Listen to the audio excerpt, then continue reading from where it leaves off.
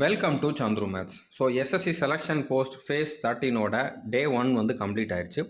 3 shift நடந்திருக்கு. Okay, so 3 ஷிஃப்ட்லையுமே 10th level 1, 12th level 1, graduation level 1 நடந்திருக்கு. நம்ம காலையில் போட்டிருந்த வீடியோவில் வந்து பார்த்தீங்கன்னா ஈஸியாக இருக்குது. டிசிஎஸ்சில் கேட்டிருந்தது டிசிஎஸ் கொஷின் பேப்பரை விட இவங்க வந்து ரொம்ப ஈஸியாக தான் கேட்டிருக்காங்க, கட் ஆஃப் அதிகமாக வரும் அப்படிங்கிற மாதிரி சொல்லியிருந்தோம்.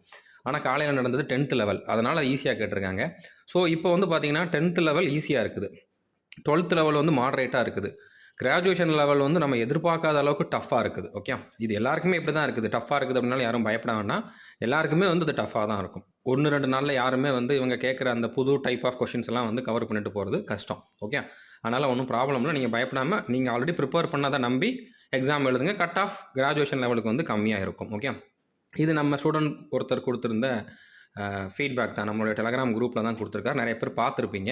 ஸோ இது இவர் கொடுத்ததும் இதே மாதிரி தான் இருக்குது. நானும் நிறையா நார்த் இந்தியன் சேனல்லையும் பார்த்தேன், அதுலேயும் இதே மாதிரி தான் இருக்குது. மவுஸ் வந்து சரியாக ஒர்க் ஆகலை அப்படிங்கிற மாதிரி சொல்லியிருக்காங்க. ஓகே, இப்போ ஜிகே கொஷின்லாம் வந்து பார்த்தீங்கன்னா ஸ்டேட்மெண்ட் டைப்பில் கொடுத்துருக்காங்க.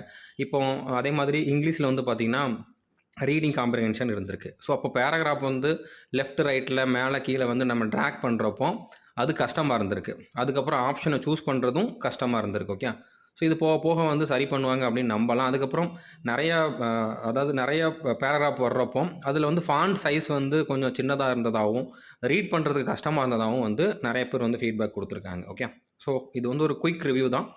ஸோ 3 லெவலுக்கு ஏற்ற மாதிரி கொஷின் லெவல் வந்து செட் பண்ணியிருக்காங்க. இது ஒரு நல்ல விஷயம்தான். இப்போ ரீசெண்டாக வந்து பார்த்தீங்கன்னா இந்த எஸ்எஸ்சிக்கு டீச் பண்ணக்கூடிய அந்த டீச்சர்ஸ் எல்லாமே போய் கொஞ்ச நாளைக்கு முன்னால் வந்து எஸ்எஸ்சியோட அந்த ஆஃபீஸில் வந்து சொல்லியிருந்தாங்க. அவங்க சொன்னதில், அவங்க ரெக்வஸ்ட் பண்ணதில் இதுவும் ஒரு முக்கியமான பாயிண்ட்.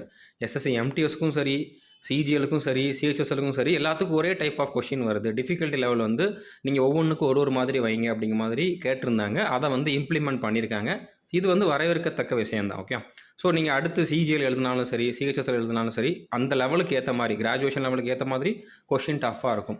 12th லெவலுக்கு கொஞ்சம் மாடரேட்டாக இருக்கும். எம்டிஎஸ் 10th லெவல் அப்படின்னா கொஷின் ரொம்ப ரொம்ப ஈஸியாக இருக்கும். ஓகே, ஸோ புதுசாக நிறைய கொஷின்ஸ் கேட்டிருக்காங்க. இப்போ இந்த இடத்துல வந்து பார்த்தீங்கன்னா கோஆர்டினேட் ஜியாமெட்ரி, ஸ்டாட்டிஸ்டிக்ஸு, ப்ராபபிலிட்டி, இதெல்லாம் வந்து பேசிக் லெவல் இல்லாமல் கஷ்டமான லெவலில் கேட்டிருக்காங்க. ஸ்டாண்டர்ட் டிவியேஷன், வேரியன்ஸ் எல்லாம் கேட்டிருக்காங்கன்னு சொல்லியிருக்காரு. ஓகே, ரீசனிங்குமே வந்து ரொம்ப நம்ம யோசிச்சு போடுற மாதிரி, டக்குன்னு அதோட என்ன பேட்டர்ன் அப்படின்னு கண்டுபிடிக்க முடியாத மாதிரி கொஷின்ஸ் இருந்துச்சு அப்படின்னு சொல்லியிருக்காங்க. ஓகே, ஜிஎஸ்மே வந்து ஜிஎஸ் வந்து ஸ்டேட்மெண்ட் டைப்பில் இருந்திருக்கு.